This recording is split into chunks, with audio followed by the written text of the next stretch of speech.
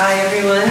I'm Liz Hutchison, Professor of Latin American History, and I'm very pleased to be here today to welcome you to this event celebrating great poetry and great translation. When the Shadow Falls, Everything Becomes Cuba, which will be a presentation of poetry and a conversation among these longtime friends and collaborators. I want to first start by thanking our co-sponsors for the event, the Latin American and Iberian Institute, its director, Francis Hayashida, the Department of Spanish and Portuguese, and its chair, Santiago Vaqueda Vázquez, and for the libraries, our very own assistant professor with the library and Latin American collections curator for the Center for Southwest Research. That's a long title for Dr. Margie Montanez. And we're very grateful to the libraries for providing this beautiful space of the Waters Room, as well as to various groups of technicians who worked hard to make sure that we have both recording for the event and technology to amplify our sound, which we want everybody to hear these beautiful words. When Margaret first wrote me last year about the possibility of organizing this event with Victor and Kate, I was thrilled, not only at the prospect of hearing from not one but two celebrated poets and essayists, along with an equally distinguished translator, and an opportunity to celebrate their new books, which are on sale in the lobby, but also because Margaret promised there would be stories of their long friendship, dating back to the 1970s in Cuba, when Victor and a bunch of young poets defied the authorities to hang out in Margaret's apartment in Havana back in those days. This, I thought, is something I need to hear, along with the poetry, of course. Here I make only brief introductions and leave to the panelists to present themselves further as needed. Víctor Rodríguez Núñez is a Cuban poet and professor of Spanish at Kenyon College in Ohio, travels often to Havana, and has publications and awards too numerous to list. He is also distinguished as a husband to Catherine Hedeen, a PhD in Hispanic Literatures from UT Austin, and prolific translator of Victor and other poets, also a professor of Spanish at Kenyon College. Margaret Randall, well known to us here at UNM, our local celebrity, is a poet, a photographer, essayist, teacher, and global feminist. I took that from Stella. A holder of many awards and recognitions for her poetry, and an honorary degree from the University of New Mexico, where we're also very proud to preserve her manuscript and photographic collections in the Center for Southwest Research, and we encourage all students in earshot to use those collections and take advantage of our wonderful collaboration over these years.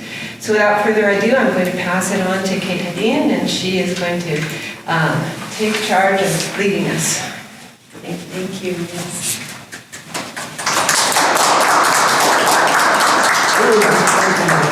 Hi, everyone. Thank you for being here.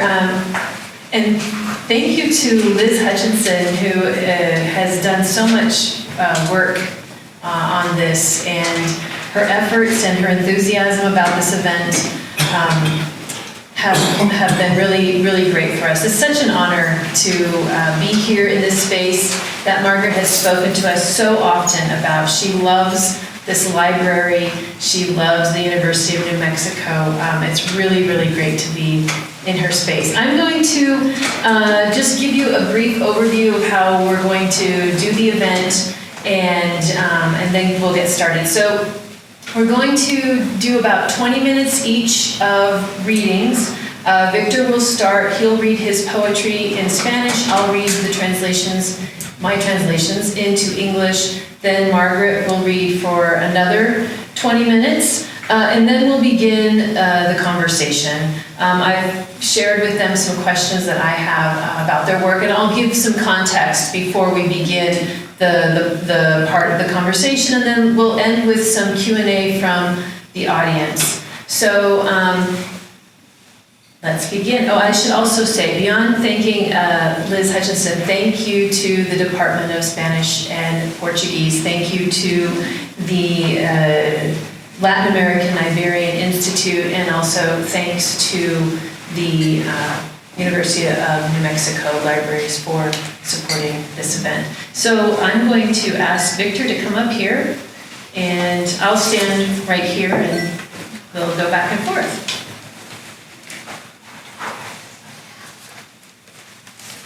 Well, I would have to say thank you again. Thank you. I will read fragments for the first book that I wrote in United States. We will talk about this later in our conversation. When I was a grad student at the University of Texas at Austin, I was writing my dissertation, and then I felt the need of writing poetry.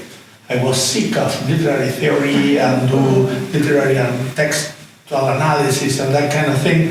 And this was a way that helped me to even finish my dissertation. I bought one of those huge notebooks that probably, at least in my time, you can buy in the bookstore, the Texas University of Texas bookstore. It was $1, something like this, and I have like 100 pages, and I started writing without even pay attention about what I was writing. And at the end, I have the whole notebook pack of notes, and I started transcribing. There's a way we can get that speaker. Okay. Is that better? Yeah, thank you for letting me know. And well, at the end, I have that notebook pack of notes, and well, I started copying there, and I found out that really the poem was a long conversation with the night. And I will read fragments of Canto 11, and that's the final part of them, because they are really long poems. No existo sin tu ausencia, sombría secreción. Existo porque busco articular silencios. Yo soy un resplandor de la nada ardorosa. El poema no es un barco a la deriva, náufrago de horizonte. Es el agua rasgada, corrientes viscerales, toda esta luz de fondo, espumante dolor en las playas del otro sin espumas. Noche disociada que se repite, mester de extranjería elevado en un sótano calcinado de frío, luz piramidal, arenas contadas, irregular columna que sostiene la ausencia de crepúsculo. No sé leer las rocas, no sé escribir la nieve, solo busco la lengua que le enseñé al olvido. Vine a guardar silencio. No hay nada sino estar a un lado de la noche que no pasará en vano, escuchando a la nada su espléndido discurso sobre el ser. Ni una sílaba más por desgranar. La penumbra recupera el aliento, ordena el desvarío. No hay una sola muesca en su rostro de firme palidez, ni una cicatriz por donde se filtre el lúcido rocío, y no hay luz que ensombrezca el relumbre de tanta oscuridad. Lo dejo todo aquí, ni mi nombre en la página. Soy creación de la noche, desvelada materia que se afirma a sí misma. Algo más que un bello apalabramiento, cuerpo almado, alma corporizada, algo más que la cópula en la vieja escalera del verbo con su sombra. Estas notas al margen de la luz, puro texto ilegible, sin tu respiración. La noche mal escrita.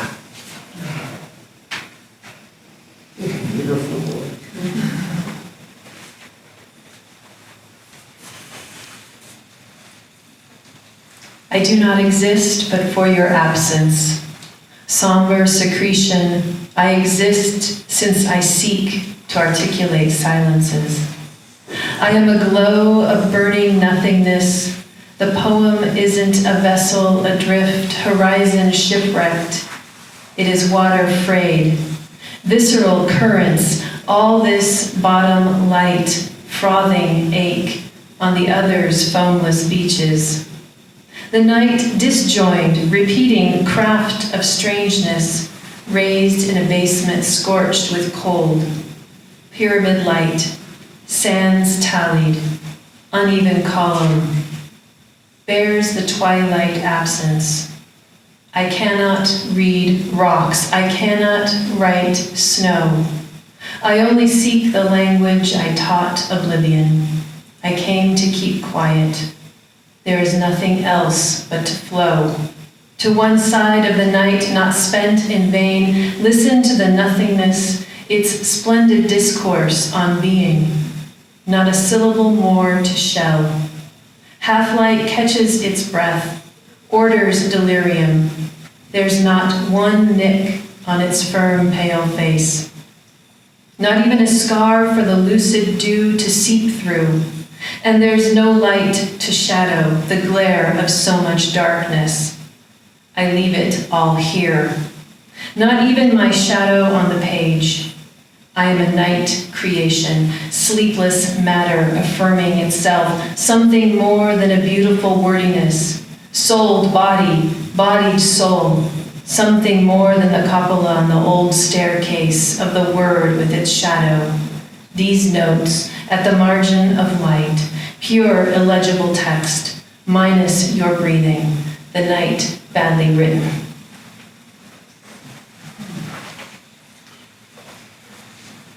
In the process of writing this long poem, this is really a 2,000-line poem. Writing this, I was able for the first time in my life to develop a kind of political language in poetry. And I will read the last part of the Canto 13. Cuando cae la sombra, todo se vuelve Cuba, una ausencia de luz que no me deja ciego.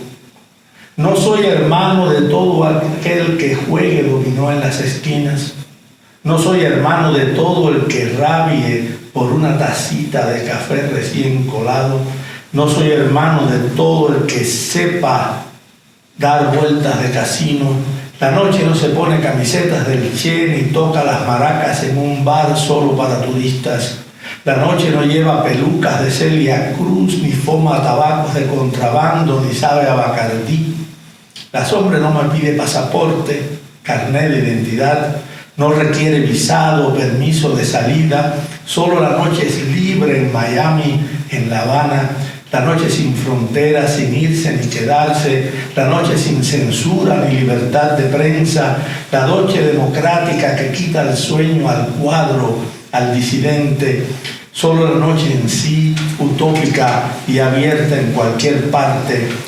Sombra rebelde que no da su brazo a torcer, aunque escarbe con el lápiz más fino.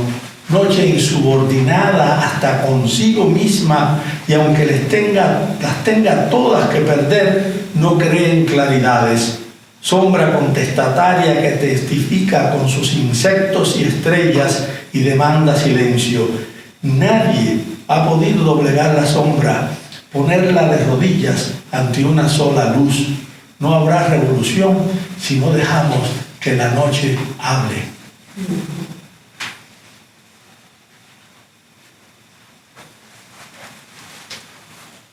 When the shadow falls, everything becomes Cuba. An absence of light that won't blind me. I am no brother to those who play dominoes on the corner. I am no brother to those who pine for fresh coffee in a Demitas cup. I am no brother to those who know how to dance casino.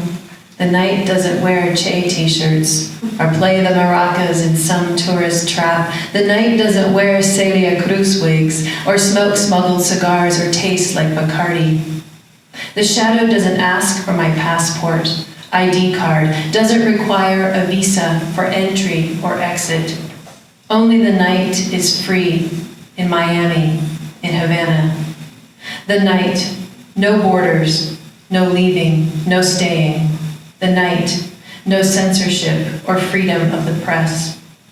The night, democratic, keeps the cadre up, the dissident up, only the night herself, utopian, open, anywhere.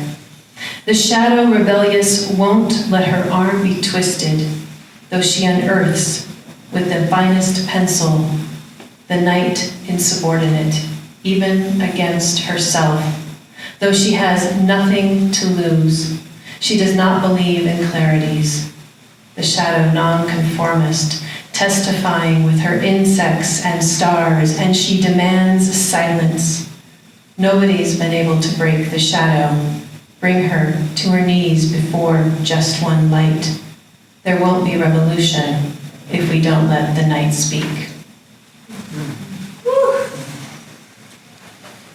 Thank you.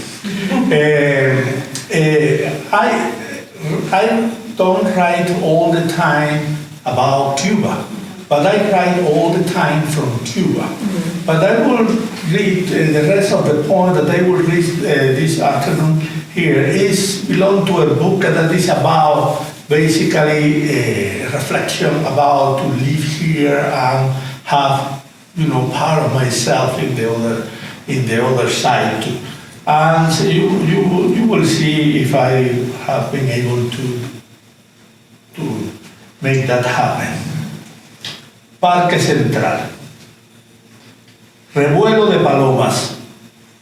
El viejo sin camisa de ánima presente gesticula. La terca luz que sostiene las ruinas sin duda estorba el cielo. En la ciudad sitiada, moscas libres. Se cumplen dominós, se juegan planes, cuerpos que no trabaja la riqueza. La sangre gris del arroz con frijoles. Algo nunca pasó como debía. El carro silba, los borrachos frenan, el que fuera un gallardo miliciano muere por vender fósforos. Parque Central. Dove disturbance, old man shirtless with his anima open cast, gesturing, stubborn light holding up the ruins. No doubt, obstructing sky, in the city besieged, flies free, dominoes kept, plans played. Bodies not worked by wealth, gray blood of rice and beans. Something never happened like it ought to. The car honks, the drunks break. The man, once a gallant soldier, dies from selling matches. Those are poems about places, where I basically let the place to speak by itself. Calle Trocadero. El despacho de ron, una monja por línea, donde el flaco ovaciona nalgas prietas en uniforme albino y su potencia médica. Deforestada selva de cemento, se tejen celulares y se recargan alpargatas nórdicas. Se sabe, el capitalismo funciona de una oscura manera. Se sabe, el socialismo no funciona de una clara manera. Un ruido de 3 pares de cojones. El avión que fumiga eriza la ciudad. Calle Trocadero. The rum stand, 3 pesos a shot, where the skinny man applauds black backside in albino uniform and its medical superpower. Deforested concrete jungle, cell phones woven here, Nordic espadrilles refilled here. Everybody knows capitalism works darkly. Everybody knows socialism doesn't work clearly. So much fucking noise, fumigating plane makes the city bristle. La rampa. Te fuiste por tu cuenta, nadie te perseguía, no te faltaban oportunidades, solo querías conocer el mundo. Con su unanimidad el verde te irritaba y buscaba sosiego entre la nieve. Te fuiste por tu cuenta, nadie te perseguía, no te faltaban oportunidades, solo querías conocer el mundo. Con su unanimidad el verde te irritaba y buscabas sosiego entre la nieve. Entonces, ¿qué pasó? Y estos calambres rojos. La rampa. You left on your own.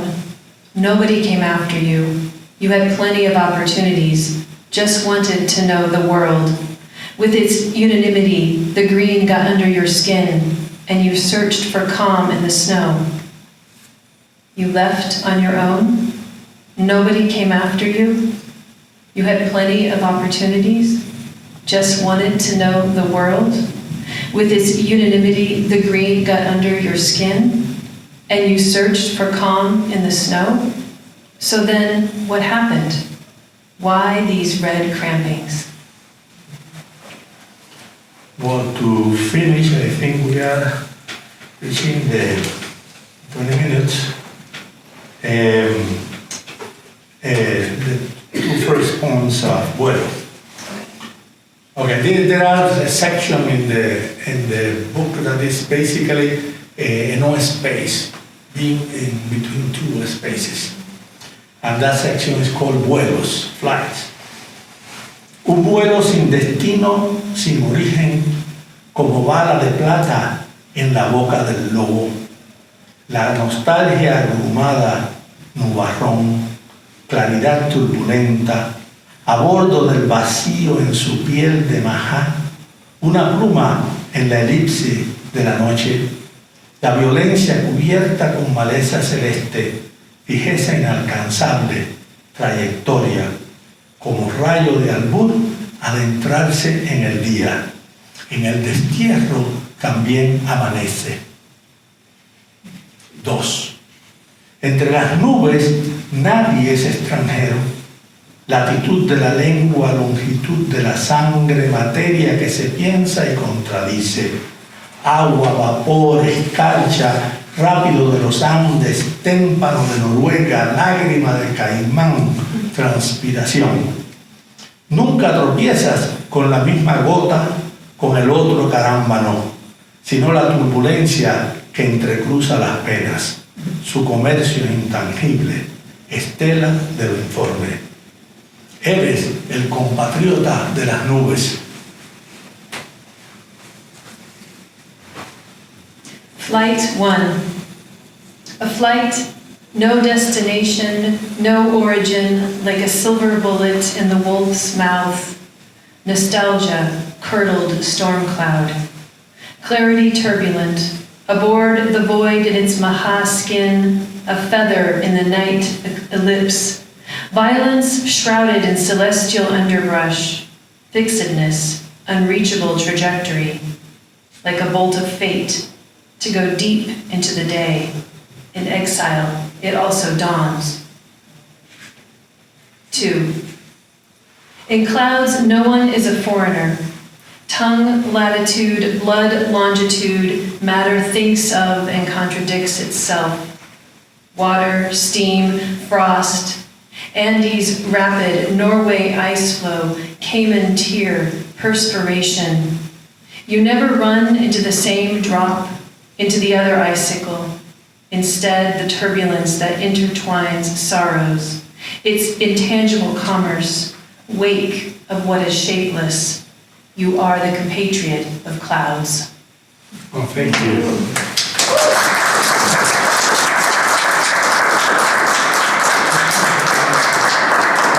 And now I'd like to invite Margaret to come up and read from her latest books.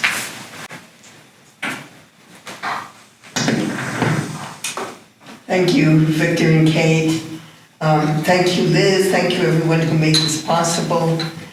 Thank you all for being here. Listening to Victor is always a pleasure for me. I've known him since he was an incipient 17-year-old poet. We'll get to that later. But listening to these poems just now,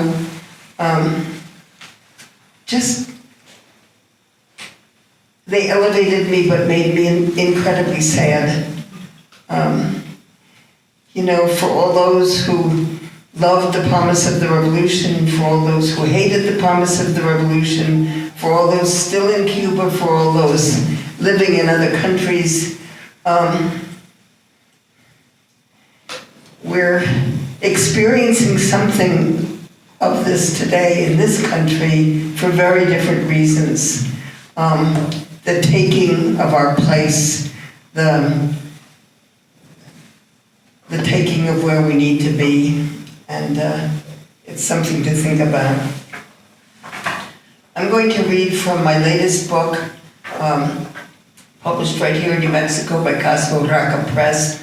There are copies of the book out in the lobby as well as of Victor's books, and of course we'll be glad to sign them later. So the first poem I'm going to read is called Reflection. I stand before the mirror. From the other side of the glass, the terrorized face of a young girl stares back at me. Her eyes have witnessed a world I have never seen. They are dulled by brutality, emptied by loss of those she loved. Behind her, the devastation of Gaza stretches in endless rubble. Some still scream for help, while others have gone silent in death. I turn away in shame. When I look back, Charlie Chaplin is working hard to make me laugh. Harriet Tubman struggles to her feet. Mine is a benevolent mirror, not the addictive landscape cocaine users bend over to snort a line. It hangs on my wall, eager to give me what I need. I have spent years searching its reflecting pool, eager to discover myself, to find my own image in its mystery. Just now, I finally see the weathered face I recognize as mine, my years etched in mottled flesh, breathing deep relief. Listen. Listen carefully. You have heard these drum rolls before. Their echo adds decibels to fear like a heart at journey's end. Listen with your memory. Exercise that muscle almost exhausted by the cowardly assaults it suffers in these times. Listen to the muted whispers of those who wouldn't be silenced even when their reward for obedience came with a price of years. The hoarse voices of ghosts tell stories with knife-sharp edges that dissipate the haze of forgetting in this hazardous story. You will hear their fighting sounds in the language babies babble before they must rein in their words to meet our poor demands. Listen for those messages twisting and turning in your dreams, syllables you will never decipher when awake. Listen, pay attention. Do not let them distort or erase what you know to be true, what connects you to your only life.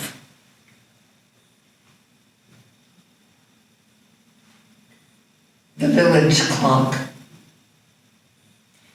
The village clock, tired of telling time, calls out my secrets instead, and I'm left vainly trying to protect their fragile boundaries. This morning, a secret I thought safe sounded on the quarter hour, causing a million accusing eyes to turn and stare me down. Like our anthem's bombs bursting in air, 20 dissonant chimes an hour, then one each minute outpace what I've labored to forget. Cold nights of terror and false patriotism, reenacting their sibling rivalry, impossible to achieve a peaceful settlement as they pummel my flesh. Neither my mother's winter coat nor a bouquet of white roses can negotiate my safe return from this journey clinging to my bones.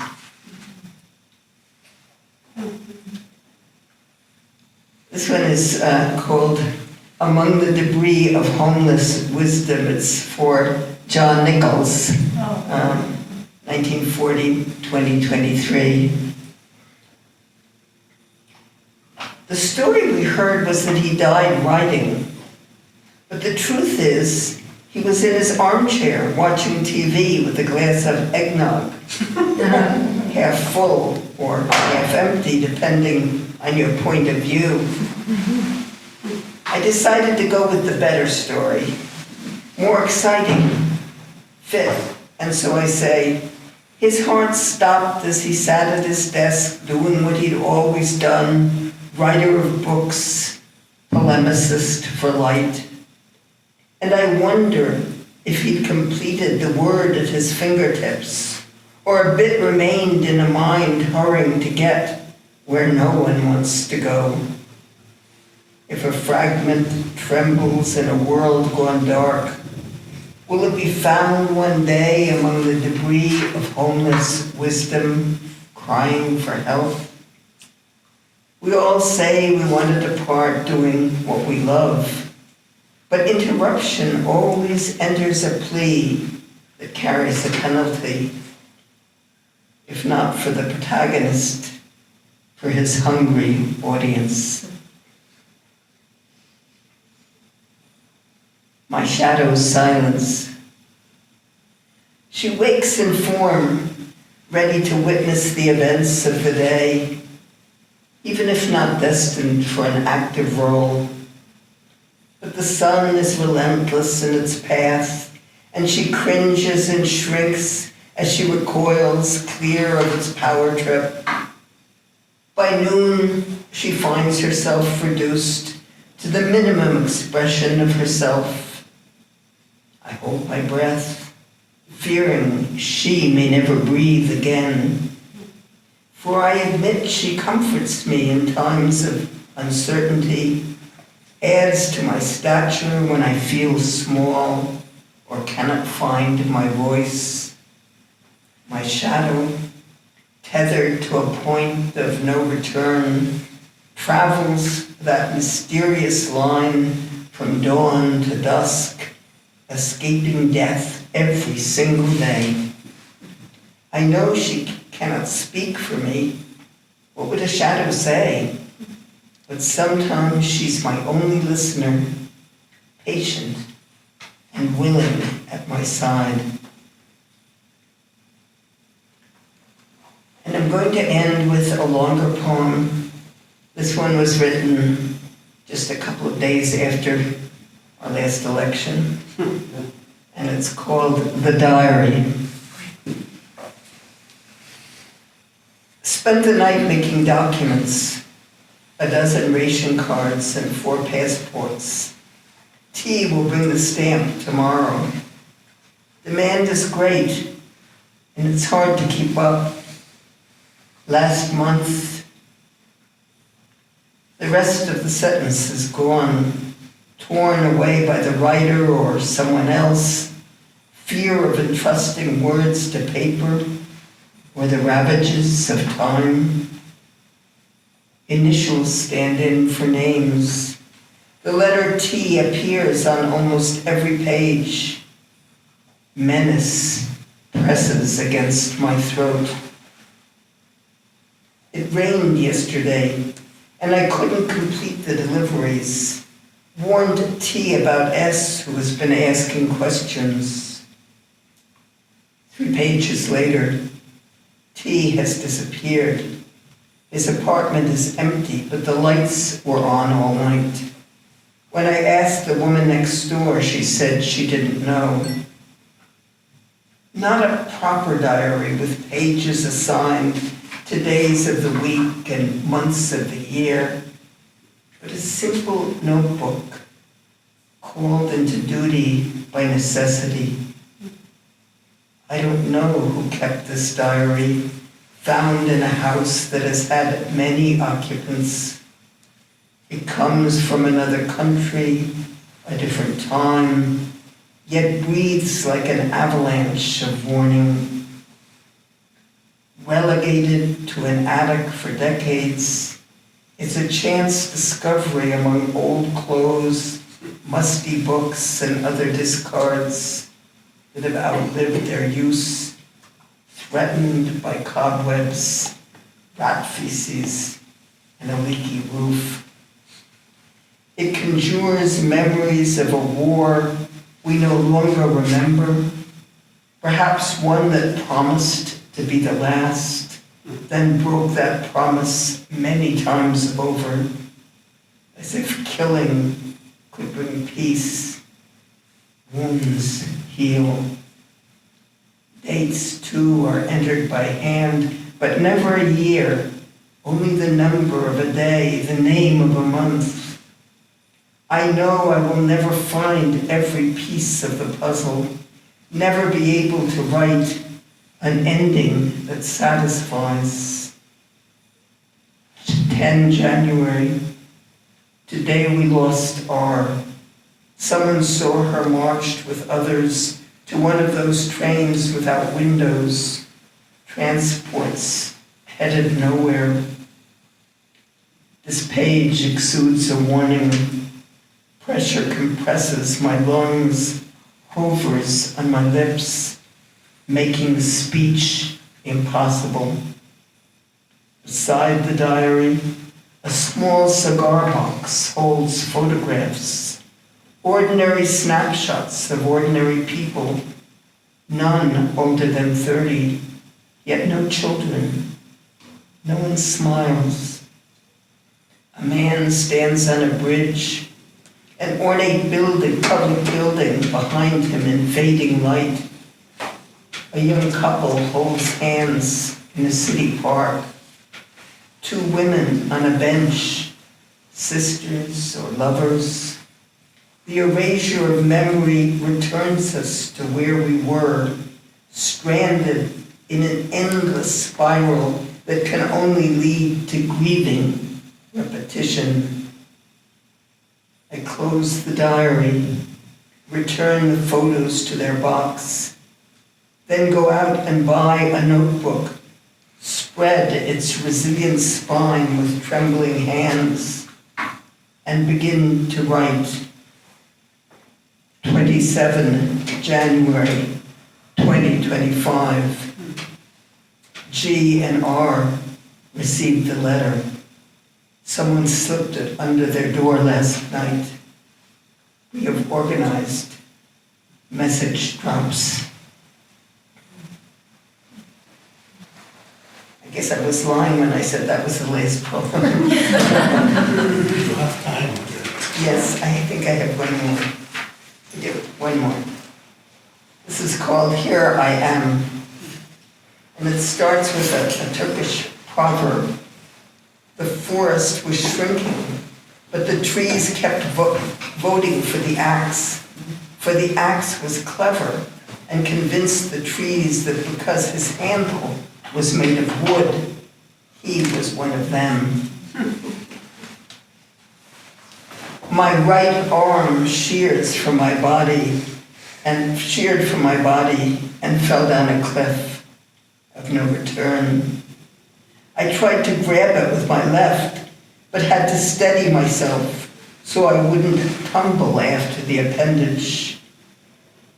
There goes the turquoise ring you gave me. I wore it every day of our love. That broke my heart, but I knew loss would be part of this impending doom. Hope was the gravity that kept us moving toward a utopia, mirage-like in indecision. I know I must steady myself, not by conformity's poor ruin, but as an armature of resistance. Disappointment in 70 million of my country people, rage at their complicity, and disgust with that figure of hate, Pied Piper, who would lead us to the ovens. I know I must put my grief and rage aside, climb down from this dangerous height of scorn, and take my place among those who understand the price of freedom in a land that has sold its soul. Here I am, still willing, mostly able, weathered, but eager to share what I've learned with those who must assume the mantle of necessity. Gravity is also the power of art on a new horizon. Thank you.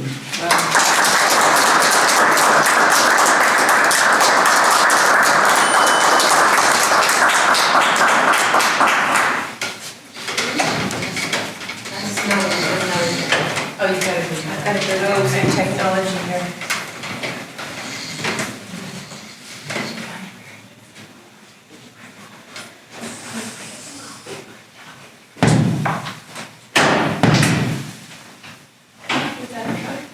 Test.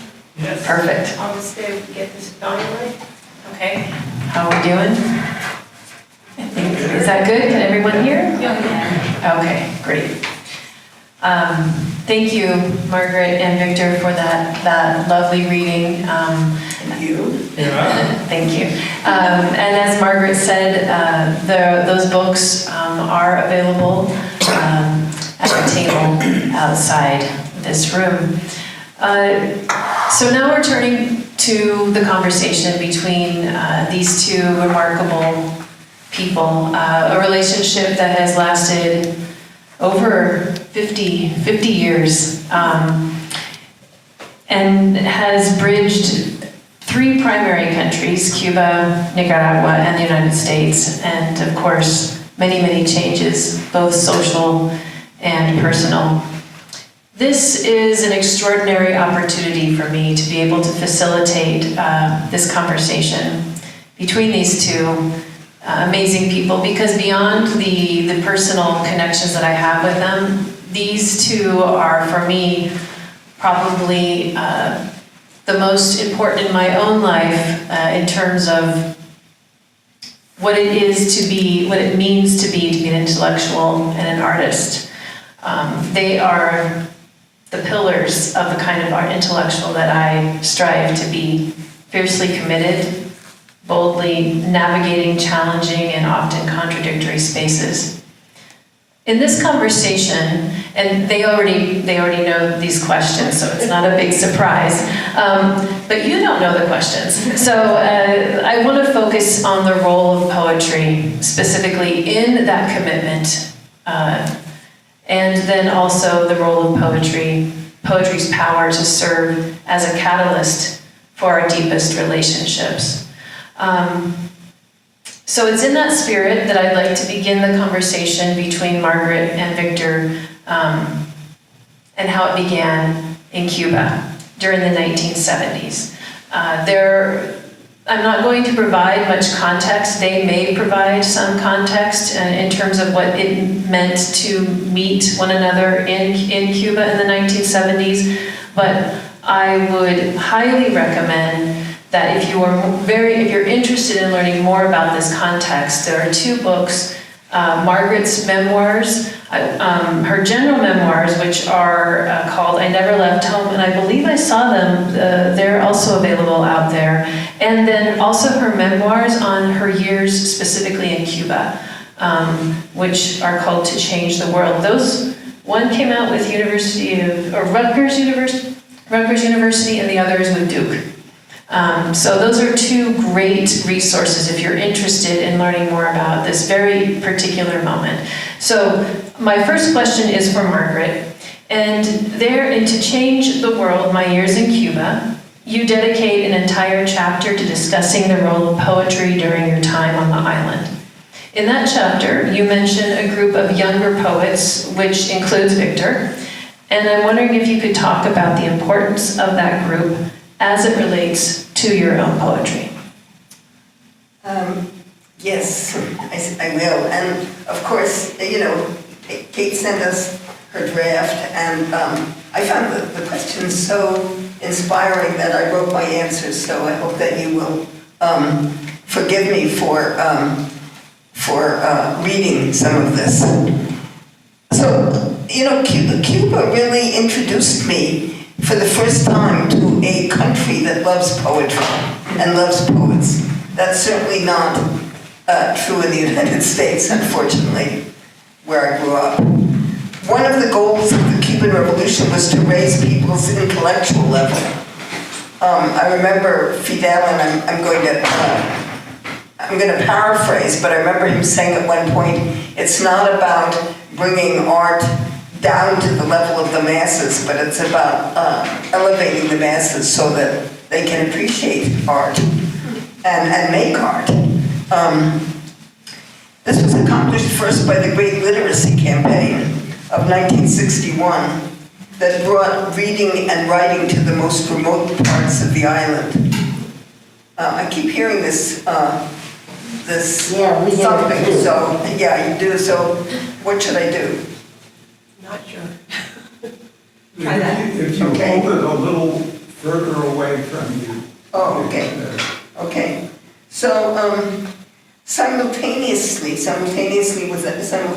that year-long literacy campaign, the government encouraged reading by publishing immense runs of both classic and new literature at subsidized prices. In other words, a few cents, got you a book. Cuba already had a decima tradition.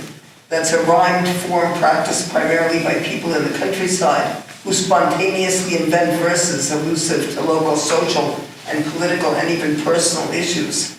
And the work of people such as Nicolas Guillen were memorized by school children. All countries have their sort of official poets, who grade school children are usually made to memorize without much context. So soon poetry became popular more broadly in Cuba. I got to Cuba at the end of 1969, so it was the beginning of the second decade of the revolution.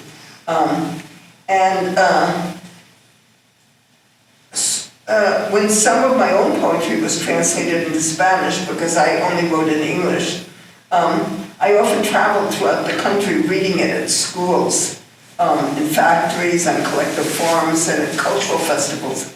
I remember you and I, Victor, doing that together a number of times.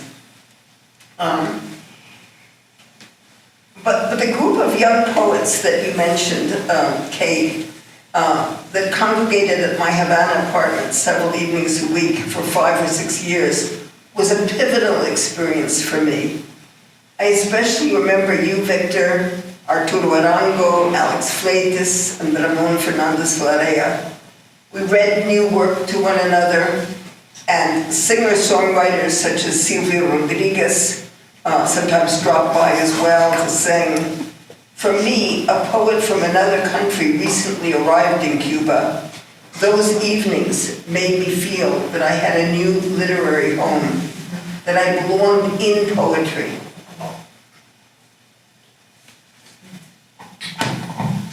Thanks, Margaret. And I'm going to ask Margaret another question, and then I'll ask Victor, and then at some point, I'm sure this is going to begin to flow a bit. But it's good that we've got it under control, because we could probably be here for days, and it would be really interesting and fun. So, Margaret, now moving to your memoirs, I Never Left Home. You single out Victor and Arturo for. And Arturo Arango, I should say, is another member of the generation, Victor's generation, who's an outstanding novelist and a great critic of poetry as well. And Arturo and Victor were warned by the Federation of University Students when they were at the University of Havana about going to visit you. They were told that they could no longer visit your apartment, and they did it anyway. Could you speak, Margaret, to the implications of such a decision for you? Well, first of all, the implications of suddenly finding myself a persona non grata in a strange way, because I lost my job. Nobody ever told me why, and yet the government continued to pay my salary. So. It didn't affect me economically, but it affected me morally. And then, I tried to find out. I tried to go to one person after another, authorities, starting with my union at work and so forth, to asking why, what happened. And I never found out for over 2 years. So those were quite miserable 2 years for me. And I loved the revolution, and I tried very hard, and I think I succeeded at not feeling that the revolution was to blame for this situation, but rather whoever it was, some high official, narrow-minded official who, for one reason or another, and I didn't know what that reason was, didn't like me and didn't think that I was a good influence on the youth of the country. I finally got an explanation and an apology after those 2 years, and when I got that, I left Cuba for Nicaragua at the end of 1980. I refused to leave before then because I felt that would be some kind of admission of guilt, and I knew that I wasn't guilty of anything. So then fast forward to, what was it, only about 5 years ago, right, or maybe even less.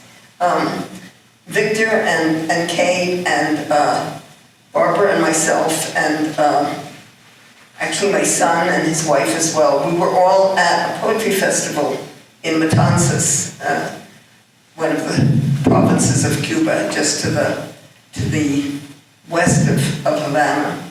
And that was a week long of readings and book presentations, and those festivals in Matanzas are absolutely extraordinary. And one afternoon there was a panel discussion. I was not on the panel, but all my friends kept telling me, you've got to go to this panel. And I was going to go anyway. Victor was on it, Arturo was on it. And so Barbara and I and my son and his wife and I were all sitting there. And for the first time I learned about this incident that the Federation of Students had tried to get Victor and Arturo not to visit my home, and that they had simply ignored the warning. Nothing happened to them, but the implications were pretty serious, I think. I mean, the implications were that they could be thrown out of the Federation of University Students, or that they could even be thrown out of the university. But they simply did not accept that victim, and they continued to visit me as if nothing. And that loyalty was and is extraordinarily moving to me. And it's really about what is revolution? What is a revolutionary? It's not somebody who follows a party line or it's somebody who wants to make a better world and is very clear about what that means, not just publicly, but in their own lives. I think that according to what I was told, I was too much of a feminist for some of the narrow Cuban minds at that time. And I also had visitors from time to time from Latin America who were leftists, but they did not subscribe to the Cuban party line. So that was considered, not a good influence. Some people like Victor and Arturo. That's what it meant to me. I probably can't even say today what it meant to me. Both the event itself of being ostracized and then this extraordinary solidarity that Victor and Arturo showed me. And I think the reason why it's really hard for me to put that into words is because when things that are that big and that deep happen to you, you don't tend, or at least I don't tend to dwell on why or how, or you just try to get through it, and that's that. So, but I've thought of it many, many times since, and it is really, it's one of the prides of my life, both that I represented something that was a little bit more advanced even than Cuban revolutionary in quote cultural mores at the time, and also that I have friends like Victor. Thank you, Margaret. Victor, could you talk a little bit about the implications of this decision for you and for Arturo too, but mostly for you? Well, we didn't tell Margaret anything because, we thought that was a mistake. We didn't have anything to hide, anything. We know that going to Margaret's house and keep the relationship with her was absolutely right. And that's what you have to do, I think, if you want to be called, a revolutionary. And we really believe in the revolution. And we both, Arturo and I, we were committed with the revolution. Even we have high position in the University Student Federation. I was the person who was in charge of culture. And I said, no way, I will go to Margaret's house. Why we keep going to Margaret's house is what is really matters here. First of all, I want to say that I don't belong to an intellectual family. Even I don't belong to a middle class family, anything like this. I grew up in a house without a book. Even there was not a Bible in my house. I am a product, or a cultural product of the revolution. The revolution gave me the opportunity to study, to develop a culture, and of course, in certain point, the revolution told me, you shut up. Okay, you cannot think by yourself. And that's really a problem, not my problem, of anybody's problem, but the problem of the people who were, in charge of the revolution, because the revolution is something concrete, and the revolution concrete in some people. There are people who make decisions in the name of the revolution. They can be right or they can be wrong, and that doesn't mean that the idea is bad. But we keep, and I will speak just from myself. Arturo can have his own speech about that. What we went to Margaret's house, keep going, because Margaret was a model for us. Margaret was our mentor, without never pretend to be a mentor. She was for us, and it was a very important model, because she was a woman, and she was an American. Two things different from us. She had a different gender. She was a woman that we take as as a model, and she was a non-Cuban person that we took as a model. That made us to break two big barriers, the gender barrier and the nation barrier. Yeah, and this is very important in our behavior in general in the field. Margaret was a model because for two things for me. First, her discipline. I learned from her. She didn't teach anything to me. I learned from her. And Margaret told me that if you want to be a writer, you have to work every day. Even if you want to be a poet, you cannot sit down waiting for inspiration or anything like this. You have to work. The inspiration will come in a certain point, but you have to work every single day of your life. That's discipline, and that's really important. And we didn't have a model for that in Cuba. The other thing that Margaret told me, that I learned from Margaret, is that in poetry is not important your poetry, but poetry. And you have, and what I mean for that if you want to be a poet, you have to be an editor and publish other people's poet. If you have to translate poet. If you do a language and you are able to do that, the poetry is not really what is important is poetry in general. Let's say that. Another thing that I learned from Margaret is openness. To be open.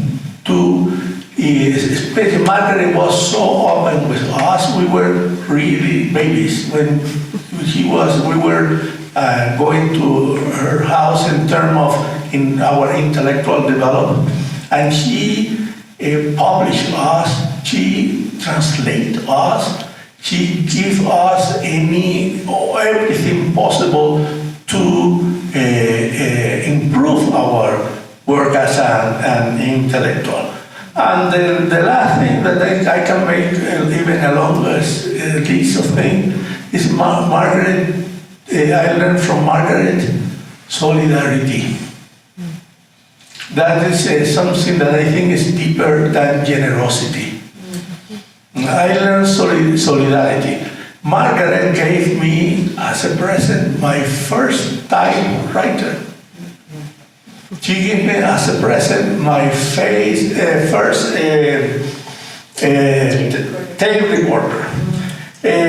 Tools that were really important for a writer. Let me tell you, she is an amazing typewriter. She typist, and I didn't know how to do it very well, and I was really in a big problem because I have to turn my thesis when I was a student of the University of Havana, and I have more than 100 page manuscript, and I had to, that was, let's say, 7 p.m., and I had to turn the document before noon the other day. And she did it. She typed it perfectly.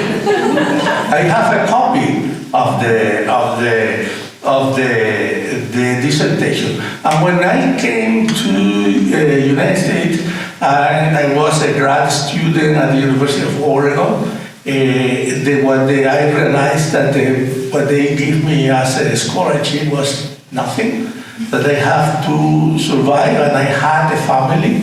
Margaret and Barbara, they sent us a check every month to help us and our first Christmas in the United States, they invited us to come here.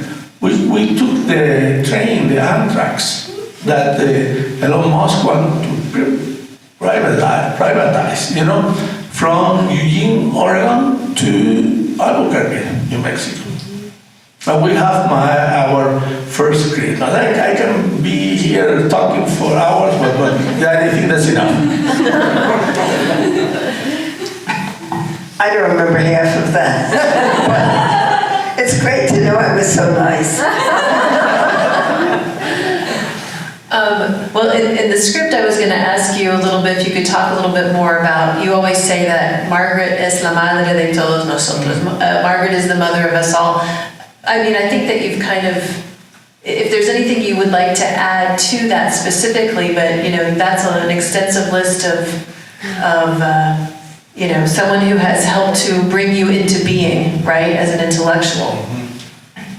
Well, it's an exaggeration, Margaret is not old enough to be our mother. Let's say that Margaret was the older sister of us. And that's the thing is for me, and I think for Arturo too, but I want to speak just for myself. I learned that. Margaret's house was our house. Margaret's family was our family in Havana. Because we are not from Havana. We were in Havana, the university gave us a dorm, and I will have a dorm that we have to share with other people. And the way that we found out a family, a place to stay was in Margaret's house. That was an amazing place for us because that was a place that we not only talked with Margaret, but Margaret had many people invite there, and I remember person very important in my life, like Efraín Huerta, the great Mexican poet that I met there. I made there Mario Benedetti, and there is a long list of people who I met there. I just want to say that I am old enough to be your mother because I'm 88 and you're going to be 70. So technically. Yeah, so technically, Biologically speaking, yes. Okay. So we could continue to focus on just Cuba, but there's a bit of a break between Cuba and the United States, and that is time spent in Nicaragua. And I'd like for both Margaret and Victor to speak a little bit about, their experience coming together again. They were reunited once more in Nicaragua, and if they could talk briefly about that. My memory obviously isn't as good as it once was, but Victor, I think, correct me if I'm wrong, but I think that you and I met up in Nicaragua in 1988, when I no longer lived in that country, but I had returned for a month or two to undertake the field work for a book called Sandino's Daughters Revisited. I had written a book earlier, Sandino's Daughters, which was an oral history of women in the Nicaraguan Revolution and the Sandinista Revolution. And then I followed it up 12 years later. After the Sandinistas had lost the 1990 election, I re-interviewed some of those women and other women. And it was quite interesting because once the political party, the Sandinistas, was no longer in power, they felt much freer about talking about some of their experiences. I mean, they all really credited the Sandinistas with giving them a political place, giving them political development, but they also had quite a few complaints about the male leadership of the revolution. And so I was there doing the field work, and one night I went to a meeting, a public meeting at the Jesuit University. There's a Jesuit university in Managua, the UCA, Universidad Centroamericana, that it was a very, it was an extremely interesting place. The Jesuits were great. They were very open and promoted discussions and so forth and so on. And I can't really remember what that meeting was about. Can you remember? It had something to do with women. I don't remember I exactly. think it might have had to do with abortion, but I'm not sure. It had to do with a law that was being enacted that would have been, and was eventually passed, that would have been very detrimental to women's reproductive rights. So I walk into this meeting and I'm standing near the door, there's no seats, and all of a sudden I see Victor standing there. It was fantastic because, I mean, you know, he was such a close friend and I hadn't seen him in a while. And so the rest of the time that I was doing my field work there, we had hung out a lot. And it was wonderful for me because not only just the personal relationship with Victor and having a lot of fun together, but also he gave me some insights. He was working in the revolution and he was able to give me some insights that were important. Would you like to add something? Yeah. We were, you know, the Cuban Revolution in the 70s was in a process of Sovietization. It was in a process that we have to struggle a lot to a very dogmatic idea of socialism and practice of socialism. And those, you know, dogmatic people were who asked us not go to Margaret House, you know, and something that we were struggling directly in the culture field was again the social realism that was trying to impose us as the only way that we can do revolutionary art and literature. And we rejected that. And the intellectual, the figure of the intellectual was, was in question in Cuba at that time. Margaret was the crucial figure of the Taller Roque Dalton workshop, that we have two spaces where we interact with Margaret really intensively. In that literary workshop, that was amazing because many of the most important Cuban writers came from that workshop. And was very interesting because there was a non-hierarchical workshop. There was not an instructor, there was nobody. Margaret, we even print the bulletin of the taller in Margaret's house. And in Margaret's house, we met Sandinistas leaders, many of them. Even when we did the first celebration of Roque Dalton's life, 1 year after he was killed, there were the 9 leaders of the Sandinista front sit down in the audience. Daniel Ortega was there. Tomás Borges was there. There were the 9 of them, and we adore those people. Why? Because the revolution, the Sandinista revolution, offered us something, a kind of new possibility to keeping moving the revolution and go beyond this neo-Stalinism model that was adopted by Cuban Communist Party. I was in the UCA, the university, the Central American University, that was the name, because I worked with the Jesuits. I spent 5 years of my life in Nicaragua working with Sandinista, and I was the editor of Pensamiento Propio. That was a really amazing magazine, political magazine, and I was the editor of the WANI Review, and the WANI Review was a magazine, a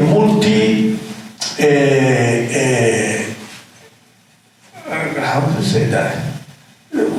Well, it was a magazine on the Caribbean coast of Nicaragua.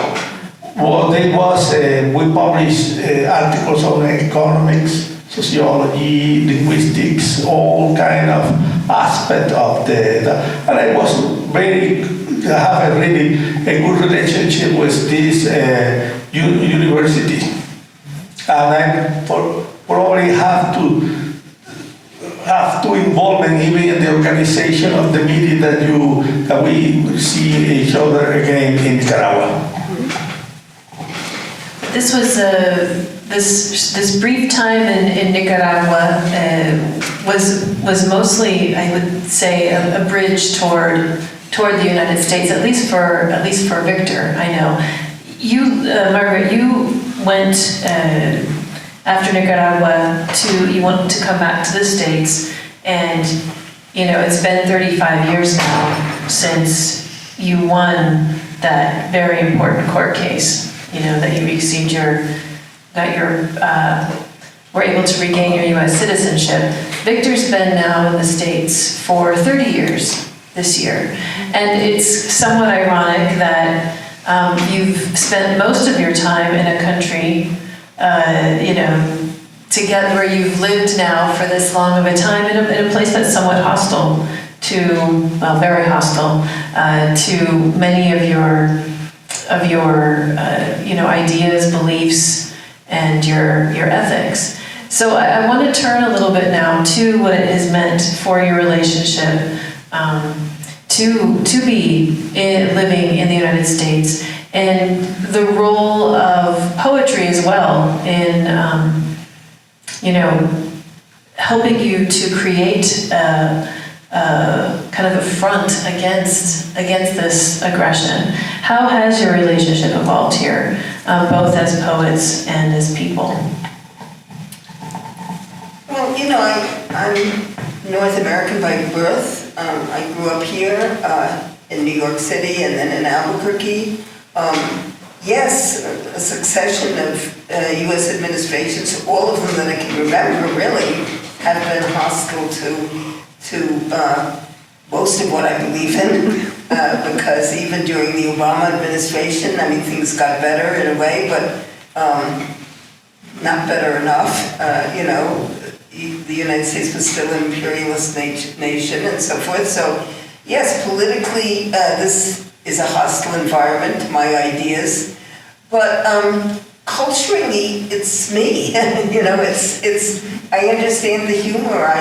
I love the language.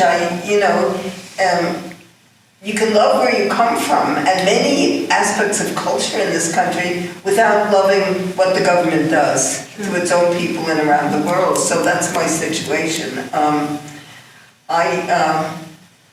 I came back in 1984 at the beginning. I had lost my citizenship inadvertently in 1967 when I was married to a Mexican and living in Mexico and assuming that I would live there forever. And I had taken out Mexican citizenship as a way of better, getting a job more easily, helping to support my family and so forth. I already had 3 of my 4 children. And so I didn't take out Mexican citizenship for any kind of political reason. I just, it was an expedient thing to do, and I didn't realize what kind of, I didn't even realize I would be losing my U.S. citizenship. In fact, I went to the U.S. consul in Mexico City, and I said, I've taken out Mexican citizenship, but I would also like to retain my U.S. citizenship. And they told me, and actually they were wrong in telling me this, but they told me, oh, you've lost it already.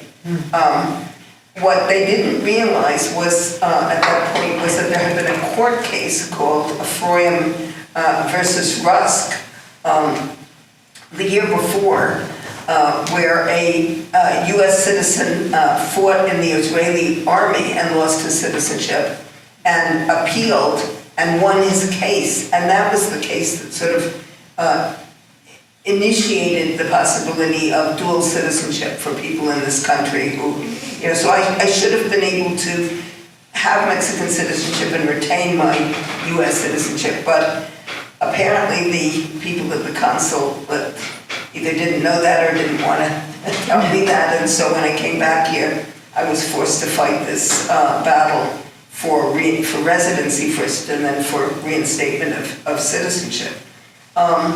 So it was a rough entrance, but it was also an entrance that, in a way, I feel has privileged me, because it taught me a lot about the values that this country exercises, which are not always very often not the values that it espouses.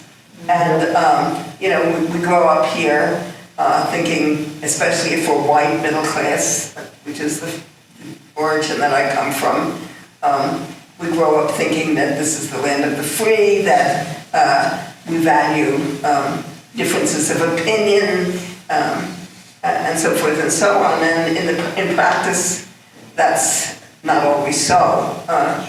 It probably, if I had been black or brown or poor, I would have understood that without having to go through my case, but that wasn't the situation for me.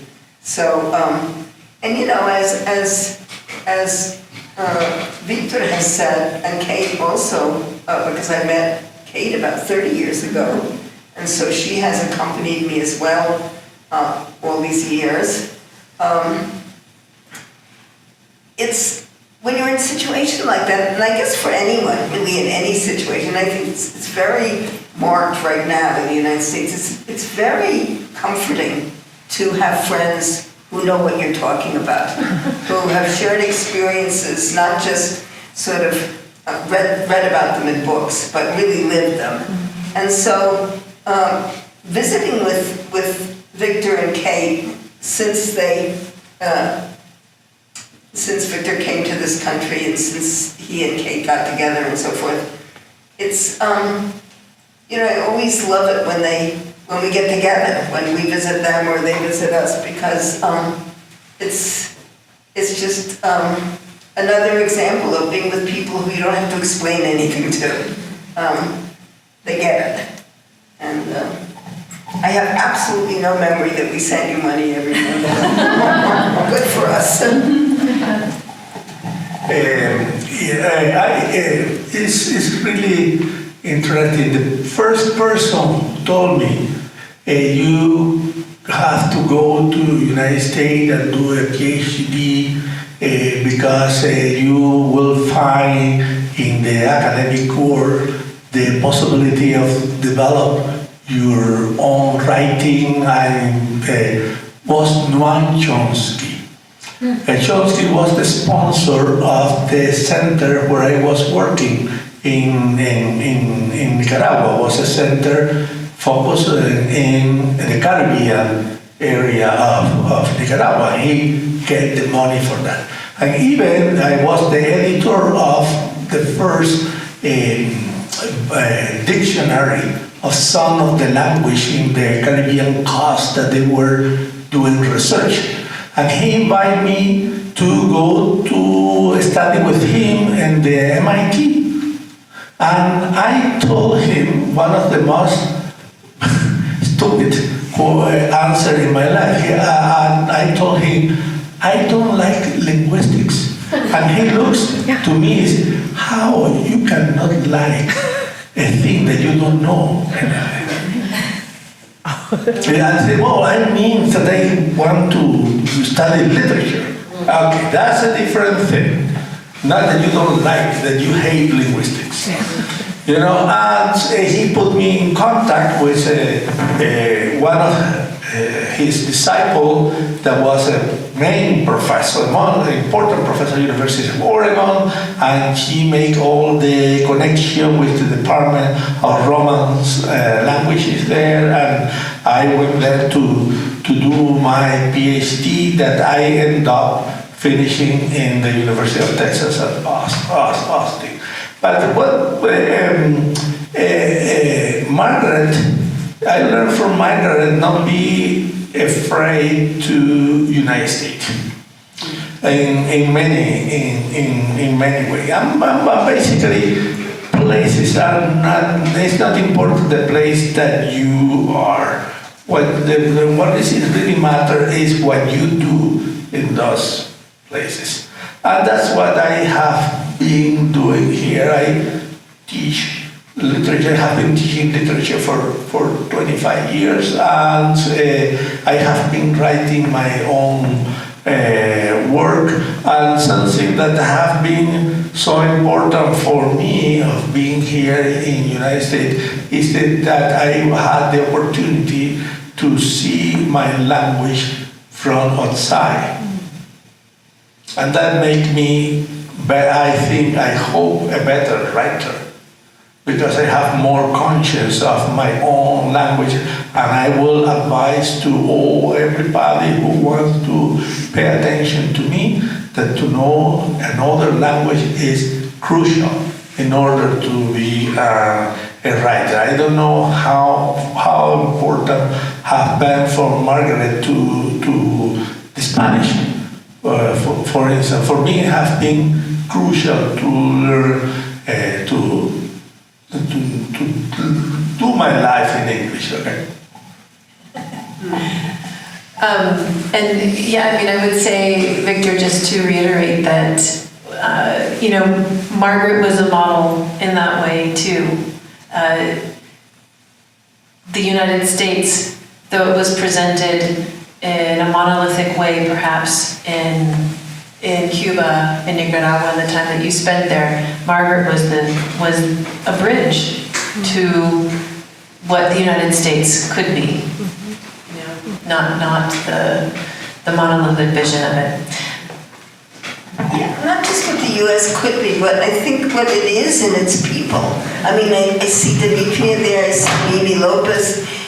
These are people who are not characterized for me by being U.S. citizens. They're characterized by being fighters for what's right, and their lives, embody that. So no matter where you are, I think, you find people who are good people and who are fighting for change, positive change, and I just wanted to add that. Well, I think we're getting close to our time limit. And I've asked both Victor and Margaret to read one last poem for us. In the case of Victor, I actually chose a poem. I asked him to read a poem that he dedicated to Margaret. In English it's called Marco Polo's Dilemma. And he's going to read it in Spanish. I'll read it into English. But I'd like Victor, if you could just speak briefly as to why you dedicated this poem to Margaret. Well, I dedicated the poem to Margaret because, first of all, I think it was not a bad poem. And I want to give something, with dignity to her. The only thing is a point about displacement. To move from one place to other and see that you don't have really to belong to anything, any place in order to be. I have to find the poem because I don't have the book with me, but let me. I make a picture like my students. I learned that from my students.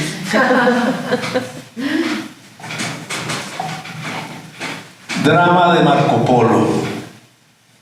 Algo he visto del mundo, las tormentas de polvo de Managua, la nieve ya desnuda en los pinares del camino a Smolian, y cómo discuten las banderas en la torre de la Universidad de Puerto Rico.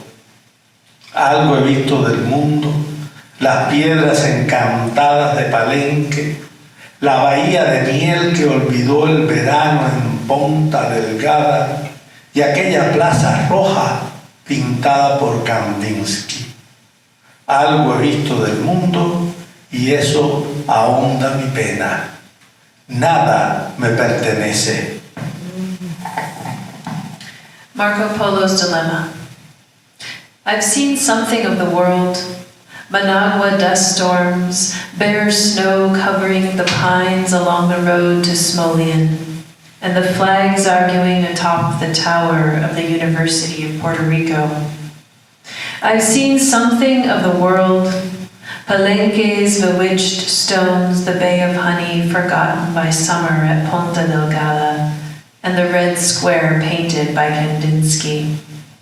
I've seen something of the world, and it only deepens my sorrow. Nothing belongs to me.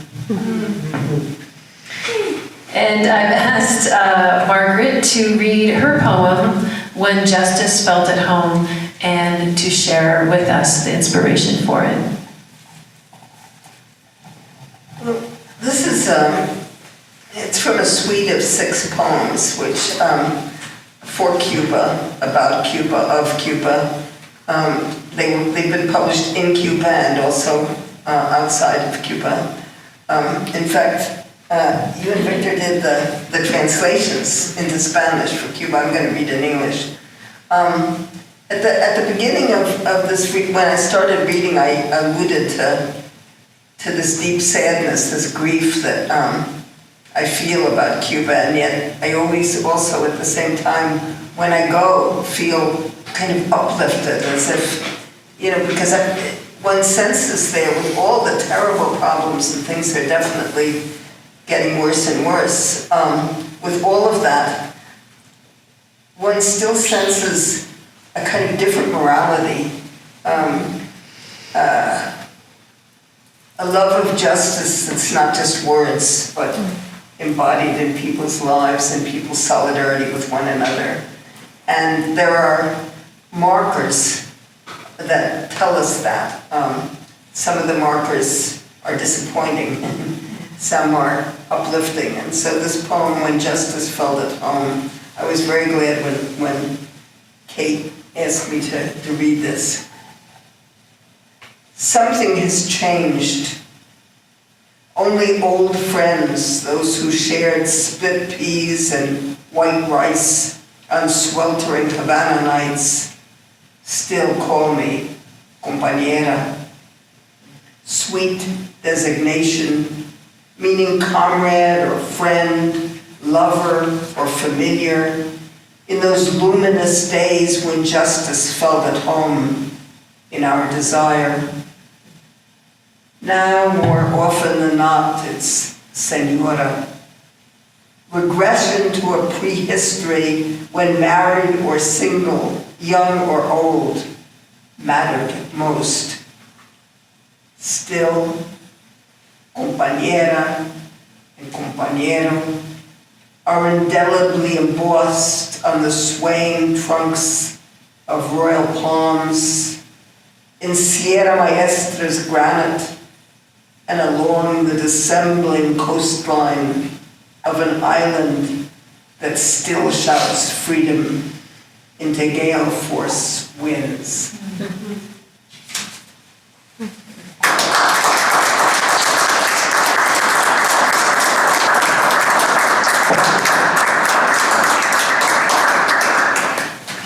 How are we doing, Liz? We need to let the text take away the microphones within a few minutes. So. Okay, which means that we have a few minutes for Q&A with mics. Mm-hmm. Right, after that, without a mic. Without a mic, okay.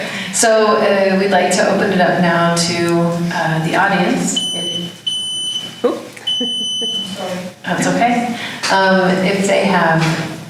If any of you have questions, yeah. You said you were told not to go to Margaret's house. Were you given a reason? Well, they think that Margaret was not a person that a reliable person, for us, as was not a model for us. And yes, Margaret, we had consequence to not going to your house. I will be brag, or let me be brag for just a second. I was the third most best student of the 24,000 students of the University of Havana when I graduated. And I had all the majority of the students of my class remain as a professor of the University of Havana. And they are really very important sociologists and very important figures. They sent me to do my social service to the Central University in Villa Clara, a very, really bad environment. And that was one of the consequences, but there was other that was even worse. I was doing my research for my thesis on the relationship between intellectuals and the revolution in Cuba. I did 1 year of research. I have an old set of notes that was over 3,000 notes. And then those notes were in my closet, in my dorm. And those notes one day disappeared. And for that reason, I have to, in order to graduate, to help one student who was running behind because he was not a good writer. And I didn't do any research on that subject. I just helped him to produce the document. You know, he is one of the most important social scientists in Cuba, and he knows a lot about that subject. But he was not a good writer, and I have to be. He basically dictated to me the thesis, and I helped him to produce and organize the who could take that, who was interested in that kind of my research. Mm-hmm. Obviously, the police. Mm-hmm. Mm-hmm. Well, I like that you said you're a true product of the revolution, because everything you've done shows that, especially when you said at one point they told you to shut up. But as a true product of the revolution, you have not. No. Yeah. Yeah. Any other questions or comments? I have one for Margaret. Who of the leftists that you invited to your home in Cuba were seen as not acceptable? Well, you know, we didn't necessarily invite people to our home, but because of my writing and contacts and friendships and so forth in those years, I knew many intellectuals, revolutionary intellectuals and revolutionaries, guerrilla fighters and so forth from other countries, mostly from Latin American countries. Victor has mentioned Roque Dalton, who was a extraordinary poet from El Salvador. He was a very close friend of mine and of Victor's, and that's why we named, when he was murdered, we named our writing workshop after him and so forth.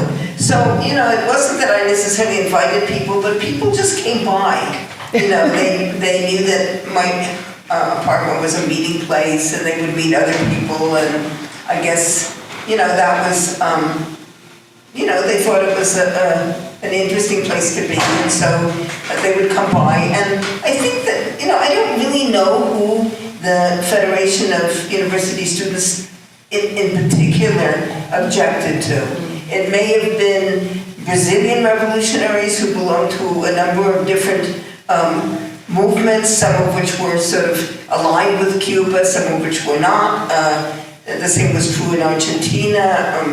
Moderators came to my house, but also people from the ERP, and you know, these countries didn't just usually have one revolutionary organization. They might have several, And because I wasn't really aligned with any of them, I sort of got visitors from all over. So it might have been that. I know it was my feminism, which I think was, I said before that it was kind of too advanced for some narrow minds in Cuba.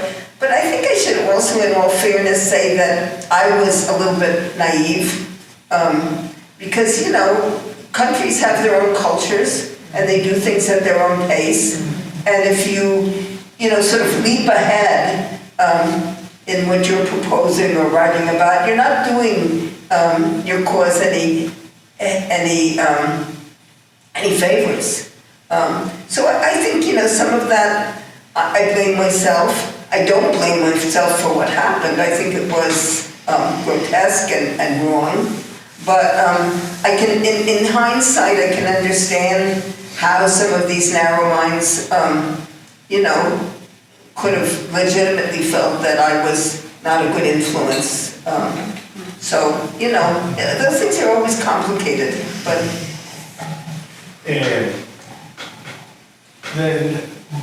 Have you seen the movie Strawberry and Chocolate? Yeah. It's exactly the same case.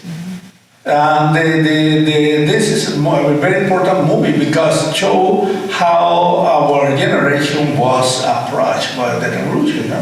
The guy is a young writer and the gay guy knows a lot, and they told him don't go to the Diego's house because Diego's is a dangerous person who was teaching him, a very non-dogmatic way to think about literature, art, and culture in general. We had to struggle for that, and this is a really for us was the question of our life. To do the right thing in relation with the dogmatism. Okay, all right. Thank you so much for coming. Thank you for listening.